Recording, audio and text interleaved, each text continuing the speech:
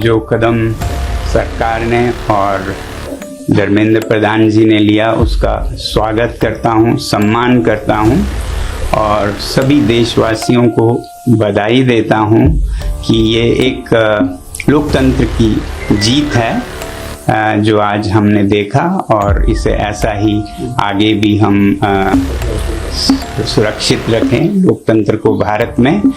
और देश की युवा पीढ़ी को मैं बधाई देना चाहता हूं और धन्यवाद देना चाहता हूं सीजेपी के हमारे टीम और भाइयों और बहनों को जिन्होंने ये मुद्दा उठाया सबसे पहले, और जो वॉलंटियर्स जिन्होंने उनका साथ निभाया, जो देश भर से छात्र और युवक और बड़े बूढ़े लोकतंत्र के लिए खड़े हुए, उन सब का सम्मान करता हूं मैं। और सबसे बड़ी बात कि जिस तरह से उन्होंने शांति बनाए रखा जहां ये प्रदर्शन हो रहे थे, कुछ जगहों पे दुर्भाग्य है कि छुटपुट घटनाएं भी देखी। मुझे उम्मीद है कि इस शांति को हम बनाए रखें और कहीं भी कोई गलत बात नहीं होगी। आगे भी ये जो शक्ति है लोकतंत्र की वो हमारी शांति से हुई है, ना कि हमारे बाजुओं के बल से। उसके मुकाबले तो आपके बंदूकें हैं, मगर जो शांति की हमने ताकत दिखाई उसके मुकाबले कोई हथियार नहीं है, तो उसे बनाए रखें। अब जब आप महसूस कर रहे हैं कि आपकी जीत हुई, तो विजय में विनम्रता सबसे बड़ी बात है, वही आपके चरित्र को प्रदर्शित करता है, परिभाषित करता है। तो अब जब इस आंदोलन को ज़रूरत पड़े और कुछ आगे लेना हो या फिर अभी रोकना हो, जो भी करें बहुत ही शांति से करें।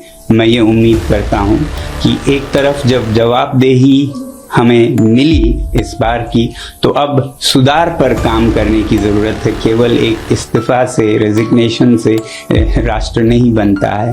तो शिक्षा में सुधार हो, इस पर भी आगे काम हो। मुझे पूरी उम्मीद है जिस उदारता से सरकार ने ये कदम ली है वो इसमें अब सुधार के कार्यों में भी जुड़ेगी।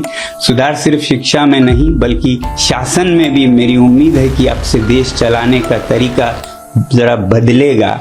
जहां भय है वो नहीं बल्कि प्यार मोहब्बत से देश को चलाया जाएगा और अन्याय न होकर सत्य के रास्ते पे चलाया जाएगा।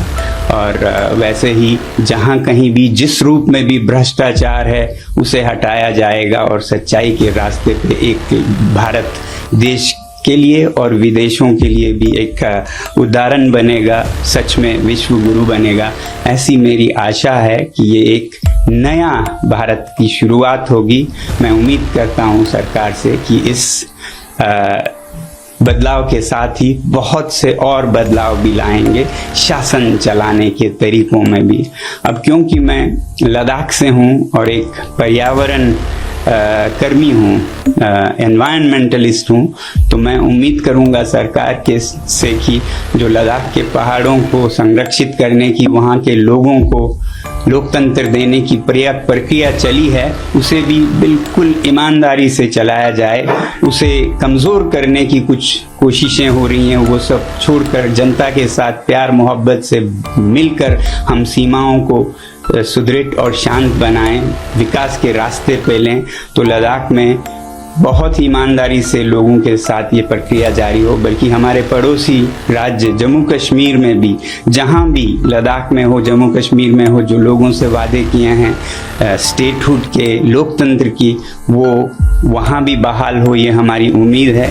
ये तो मैं अपने हिसाब से कह रहा हूँ क्योंकि मैं उस इलाके से आता हूँ।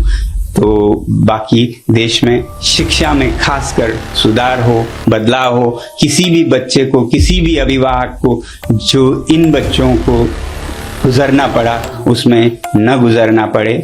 मैं आभारी हूँ पूरे देश का और युवा पीढ़ी का और सरकार का भी बहुत बहुत धन्यवाद।